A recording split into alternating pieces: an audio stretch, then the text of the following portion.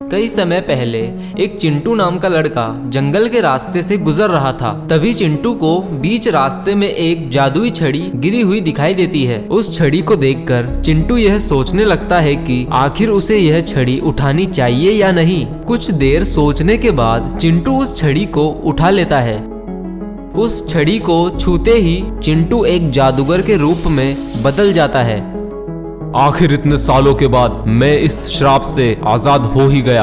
अब मैं फिर से अपना अधूरा काम पूरा कर पाऊंगा।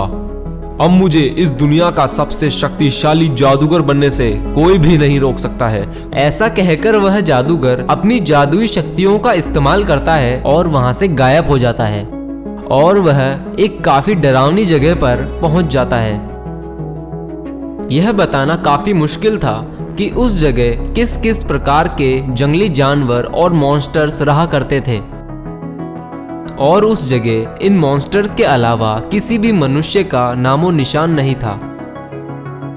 और वहीं पास के एक चंपकपुर नाम के गांव में एक विनोद नाम का साइंटिस्ट रहा करता था। अगले दिन विनोद अपनी जेसीबी को लेकर उस जंगल में पहुंचता है। वह अपनी जेसीबी से उतरकर उस जंगल की हरियाली को देखने लगता है। तभी विनोद देखता है कि एक व्यक्ति को 3 जंगली जानवरों ने घेर लिया है और फिर विनोद उस व्यक्ति को बचाने के लिए अपने जेसीबी को ऑर्डर देता है। फिर विनोद का जेसीबी एक जेसीबी रोबोट में ट्रांसफॉर्म हो जाता है।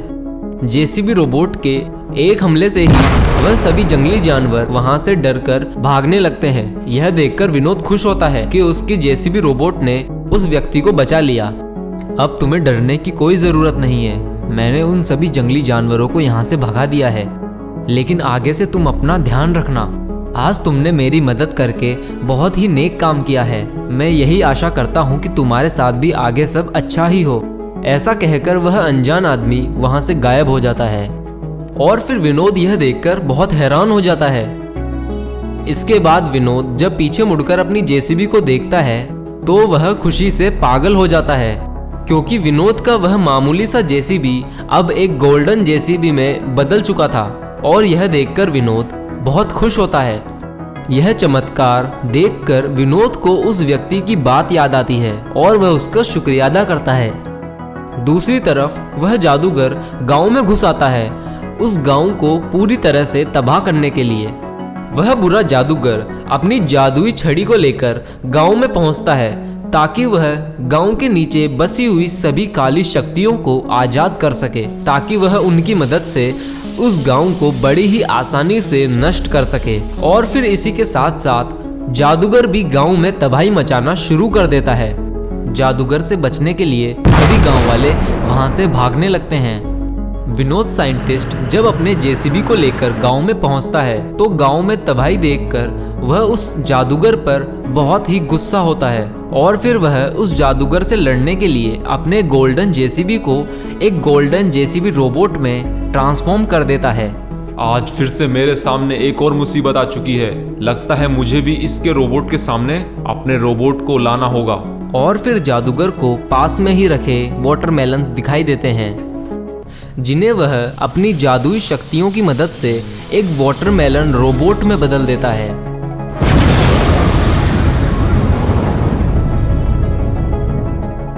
फिर वह रोबोट तेजी से गोल्डन जेसीबी रोबोट की तरफ बढ़ने लगता है।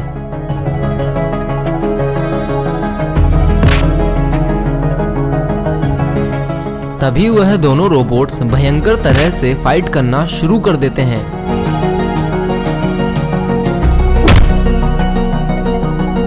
गोल्डन रोबोट के इतने अटैक के बावजूद भी वाटरमेलन रोबोट हार मानने को तैयार नहीं था। कुछ देर तक लड़ने के बाद वाटरमेलन रोबोट बहुत ही ज्यादा गुस्से में आ जाता है और गोल्डन रोबोट पर एक मेगा अटैक करता है और उस अटैक से गोल्डन रोबोट काफी दूर जाकर गिरता है।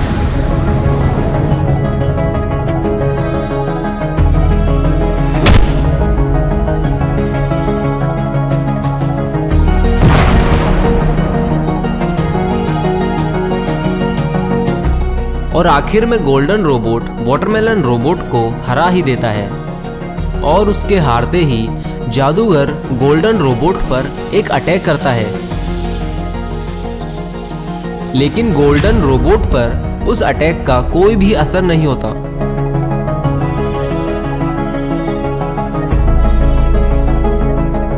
और फिर वह जादूगर गोल्डन रोबोट के उस हमले से मारा जाता है।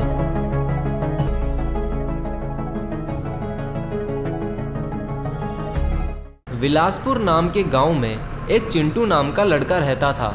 चिंटू काफी होशियार और समझदार था।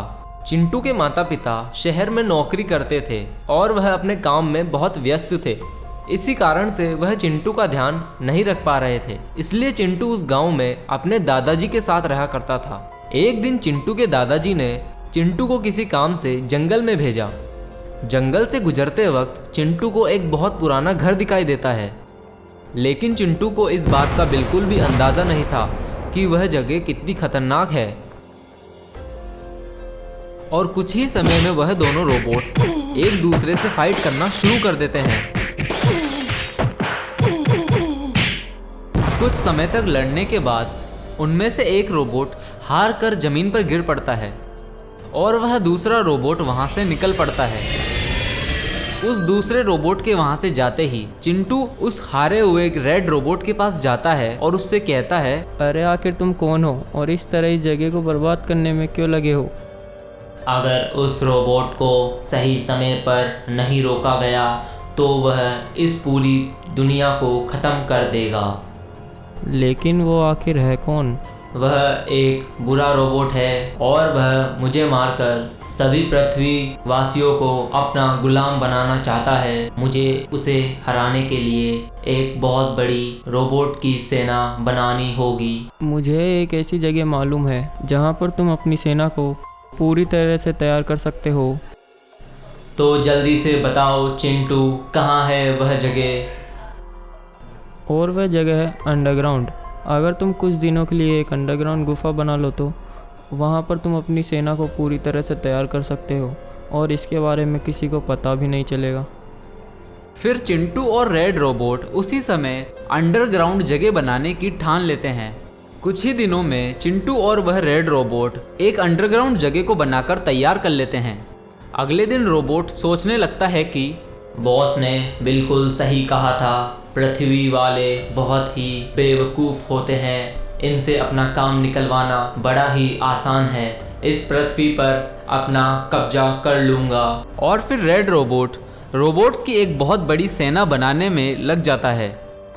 2 महीने के अंदर ही वह उन सभी रोबोट्स को जंग के लिए पूरी तरह से उन सभी को तैयार कर लेता है और अब ये सभी रोबोट्स पृथ्वी पर हमला करने के लिए तैयार हो चुके हैं।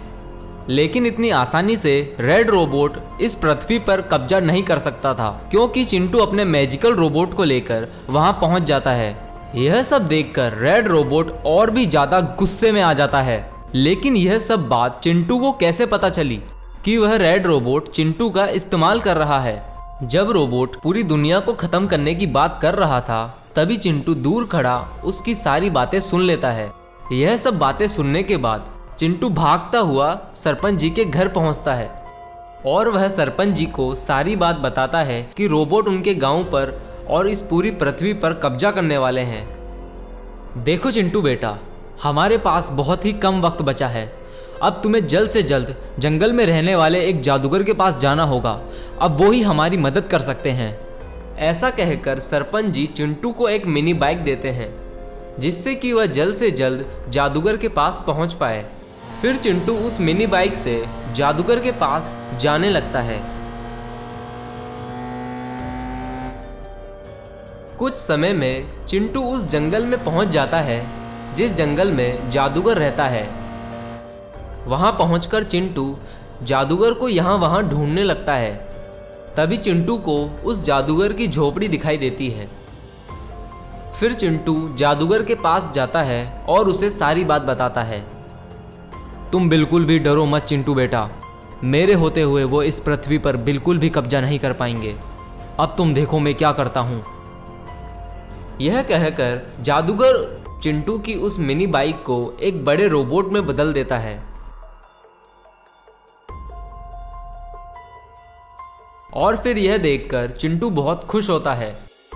यह सब पता चलने के बाद रेड रोबोट उस पर अटैक करने के लिए तैयार हो जाता है। रेड रोबोट के एक इशारा करते ही उसकी पूरी सेना मैजिकल रोबोट की ओर तेजी से बढ़ने लगती है। फिर वह तीनों मैजिकल रोबोट से फाइट करने लगते हैं, लेकिन उनको इस बात का बिल्कुल भी अंदाजा नहीं था कि वह उस मैजिकल रोबोट को कभी नहीं हरा सकते हैं।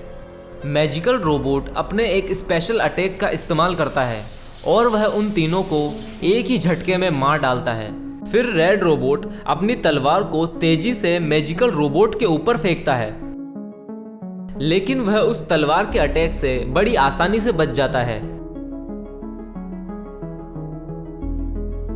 इसके बाद रेड रोबोट की पूरी रोबोट सेना उस मैजिकल रोबोट पर अटैक करती है, लेकिन मैजिकल रोबोट के उस स्पेशल अटैक के सामने वह सभी रोबोट्स 2 मिनट भी नहीं टिक पाते और सभी के सभी मारे जाते हैं।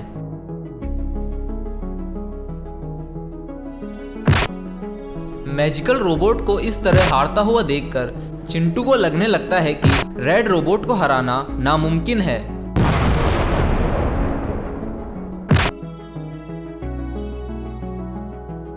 मैजिकल रोबोट के इतना पावरफुल होने के बावजूद भी वह रेड रोबोट से हारने लगता है। तभी मैजिकल रोबोट अपना स्पेशल अटैक इस्तेमाल करता है, लेकिन रेड रोबोट पर उसका कोई असर नहीं होता। लेकिन रेड रोबोट का अटैक काफी दमदार होता है। उस हमले से घायल होकर मैजिकल रोबोट जमीन पर गिर पड़ता है। तभी उस अटैक से मैजिकल रोबोट में काफी पावर आ जाती है और मैजिकल रोबोट उस पावर का इस्तेमाल करके रेड रोबोट को खत्म कर देता है।